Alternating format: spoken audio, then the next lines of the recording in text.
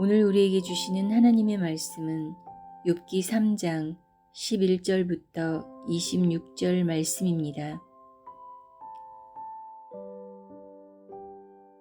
어찌하여 내가 태에서 죽어 나오지 아니하였던가?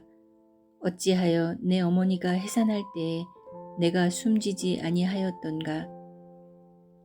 어찌하여 무릎이 나를 받았던가? 어찌하여 내가 젖을 빨았던가?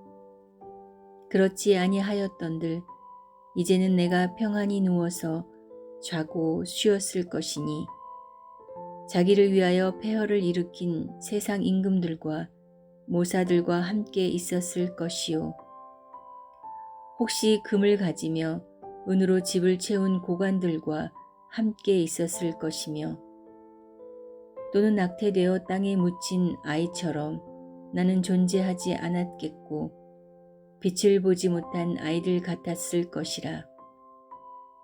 거기서는 악한 자가 소요를 그치며 거기서는 피곤한 자가 쉼을 얻으며 거기서는 갇힌 자가 다 함께 평안히 있어 감독자의 호통 소리를 듣지 아니하며 거기서는 작은 자와 큰 자가 함께 있고 종이 상전에게서 놓이느니라.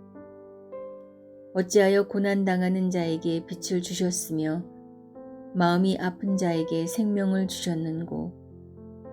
이러한 자는 죽기를 바라도 오지 아니하니 땅을 파고 숨긴 보배를 찾음보다 죽음을 구하는 것을 더하다가 무덤을 찾아 얻으면 심히 기뻐하고 즐거워하나니 하나님에게 둘러싸여 길이 아득한 사람에게 어찌하여 빛을 주셨는고? 나는 음식 앞에서도 탄식이 나며 내가 앓는 소리는 물이 쏟아지는 소리 같구나. 내가 두려워하는 그것이 내게 임하고 내가 무서워하는 그것이 내 몸에 미쳤구나. 나에게는 평온도 없고 안일도 없고 휴식도 없고 다만 불안만이 있구나.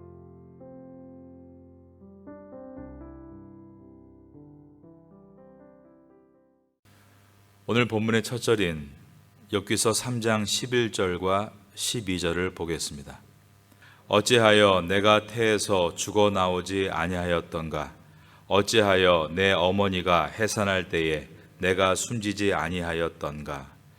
어찌하여 무릎이 나를 받았던가? 어찌하여 내가 젖을 빨았던가? 욥이 이 두 절에 어찌하여를 무려 4번이나 반복하고 있습니다. 내가 당하는 고난의 이유가 도대체 무엇인가라는 질문이었습니다. 우리도 고난 가운데 있을 때는 동일한 질문을 하게 되는 것입니다. 하나님, 어찌하여 저에게 이런 일이 있습니까? 제가 지금까지 많이 노력했고 또 착하게 살려고 힘썼는데 그래도 이만하면 괜찮지 않습니까?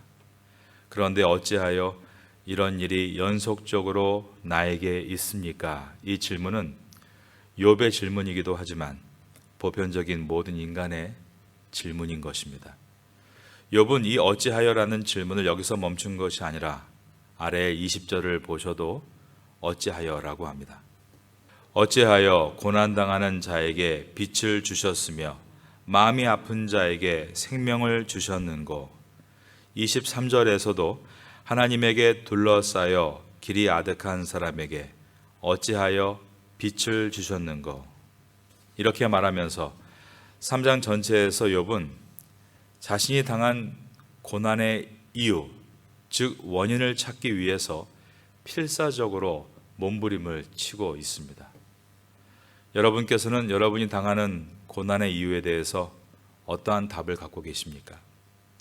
우리가 인생을 살다 보면 내가 당하는 고난의 이유를 아무리 물어봐도 욥이 그 대답을 정확하게 알지 못했던 것처럼 우리에게도 어찌하여라는 질문에 대해서 대답을 얻지 못하는 일들이 많음을 보게 됩니다.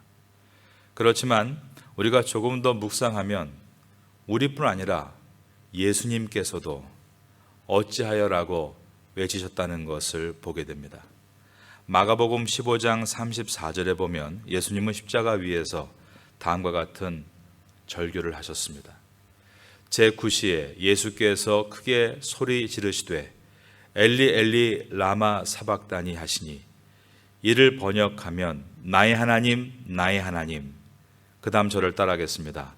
어찌하여 나를 버리셨나이까. 예수님께서도 처참한 고통 속에서 어찌하여 라고 부르짖으셨던 것입니다.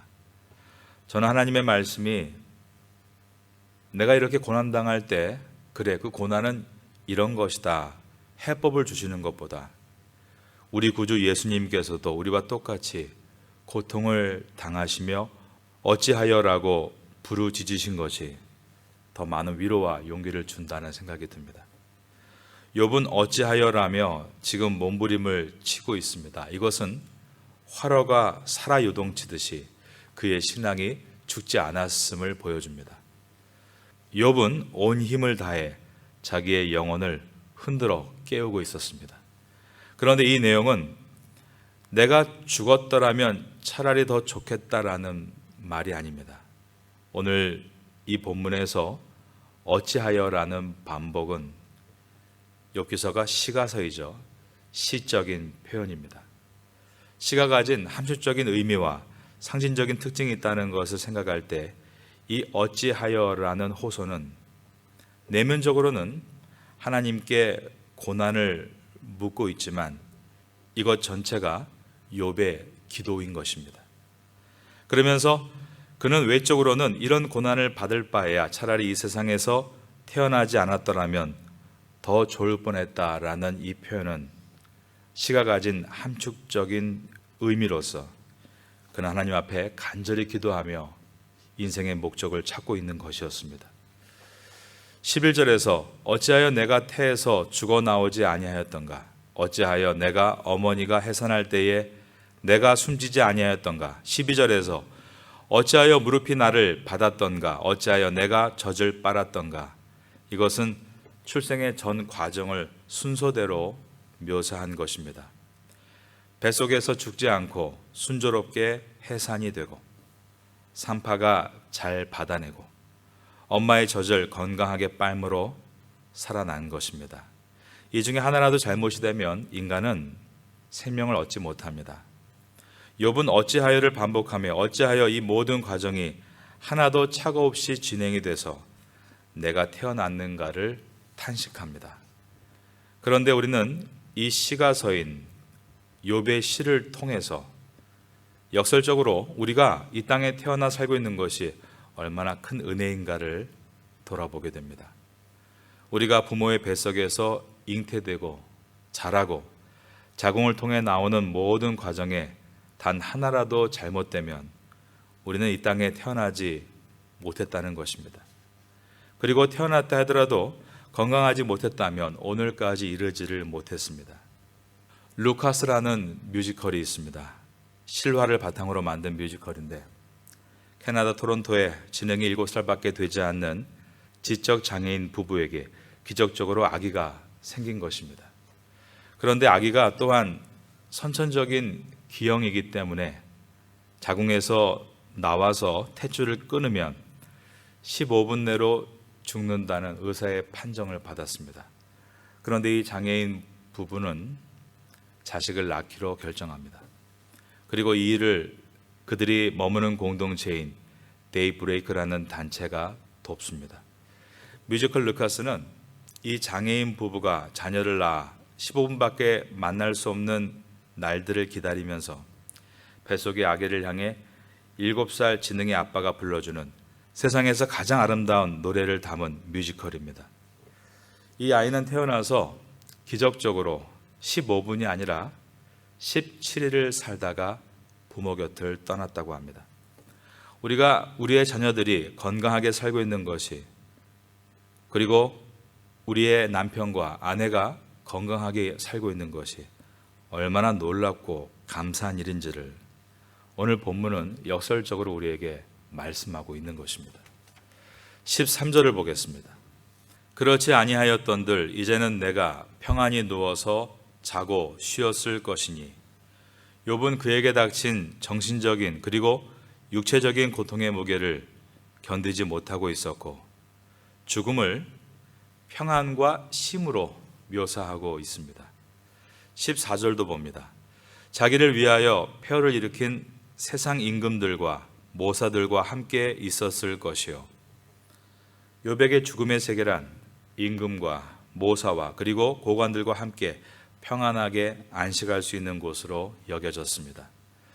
욥에게 현재의 삶은 죽음의 세계보다 못한 장소인 반면 죽음의 장소는 현재의 고난으로부터 쉼을 얻고 평안을 얻을 수 있는 안식처로 여겨진 것입니다.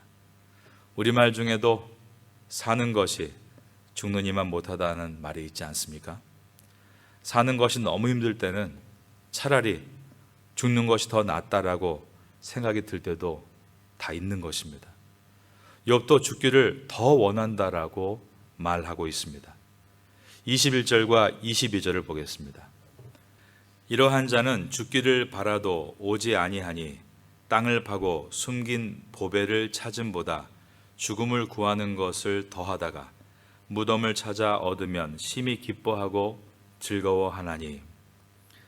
욥이 죽기를 얼마나 원하는가 하면 땅을 파서 보석을 찾는 사람보다 더 원한다라고 했습니다. 땅에서 보석을 찾을 때 사람이 얼마나 열심히 찾고 목마르게 찾습니까? 그런데 욥은 내가 죽기를 원하는 것이 내가 보석을 찾는 것보다 더 원한다라고 한 것입니다. 그러면 오늘 본문은 죽는 것이 사는 것보다 낫다, 죽음을 독려하고 있고 죽음의 길을 선택하라고 안내하고 있는 것인가? 그렇지 않습니다. 이 본문은 욥의 기도문입니다. 우리 인생에 닥치는 고난이 우리를 기도하게 만듭니다. 우리의 인생에 고난이 닥치지 않았을 때는 주님 앞에 안식하지만 인생에 고난이 닥쳤을 때는 주님 앞에 탄식하라는 뜻입니다. 지금 여러분의 삶이 푸른 초장 안에 있습니까? 그렇다면 주님 안에 안식하시기 바랍니다.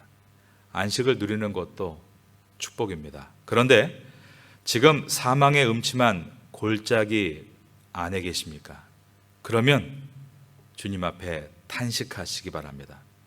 그 입술이 비록 어찌하여라는 탄식이어도 주님 안에서는 그것은 기도인 것입니다. 하나님은 마음이 가난하고 심령이 통회하며 하나님의 말씀을 듣고 탄식하며 떠는 기도에 대해서 응답하시고 돌보시는 분이시기 때문입니다. 이사야서 66장 2절의 말씀입니다. 나 여호와가 말하노라 내 손이 이 모든 것을 지었으므로 그들이 생겼느니라. 무릇 마음이 가난하고 심령에 통회하며 내 말을 듣고 떠는 자 그 사람은 저를 따라하겠습니다. 내가 돌보려니와. 고난 가운데 탄식의 기도로 주님 앞에 나아갈 때 하나님은 그를 돌보시고 크신 위로와 힘을 주시겠다라고 약속하신 것입니다. 성도는 이 땅에서의 삶이 끝이 아닙니다. 성도에게는 욥이 고백한 것과 같이 죽음 이후에 평안과 안식이 있습니다. 그런데 욥은 이러한 분명한 내세에 대한 신앙이 있었음에도 불구하고 우리가 아는 바 그는 죽지 않았습니다. 왜냐하면 하나님께서는 그가 지금 죽는 것이 아니라 그 땅에서 하나님의 영광을 위해서 살기를 원하셨기 때문입니다. 우리가 이 태고 땅에 와서 살고 있습니다. 하나님이 우리를 태고 땅에 보내신 것은 여기서 죽으라고 보내신 것이 아니라 살라고 보내신 줄로 믿습니다. 우리는 모두 하나님의 사명을 이루기 위해 이 땅에 온, 어떻게 보면 모두가 선교사들이기 때문입니다. 우리가 힘들어도 살아가야 하는 이유는 바로 여기에 있습니다. 미국에서 작은 한인교회 임원 목회를 하시는 목사님께서 지병이었던 간질이 도져서 발작 증세로 심장마비가 와서 갑자기 세상을 떠나셨습니다. 그 옆에 누군가가 있었더라면 빨리 응급실로 달려가 죽음에 이르지 않을 수 있는 일이었습니다. 그러나 안타깝게도 그 목사님의 사모님은 심장 판막 수술을 앞두고 병원에 입원한 상태였습니다. 사모님도 몸이 아팠지만 또 이 두 분의 자녀가 정신지체를 앓고 있었습니다. 그런데 하루아침에 남편을 잃은 것입니다. 이 사모님이야말로 최악의 상황 아닙니까? 그러나 이분은 절망으로 목숨을 끊지 않았습니다. 그가 통곡하며 부르짖을 때 너에게는 아직 이 미국 땅에서 해야 할 사명이 남아있다고 하나님께서 그의 심령에 감동을 주셨기 때문입니다.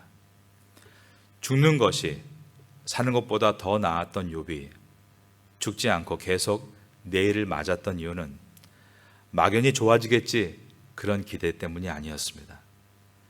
통곡과 원망의 기도 속에서 내가 원하는 것은 내가 죽는 것이 아니라 내가 사는 것이다라는 하나님의 음성을 들었기 때문이었습니다.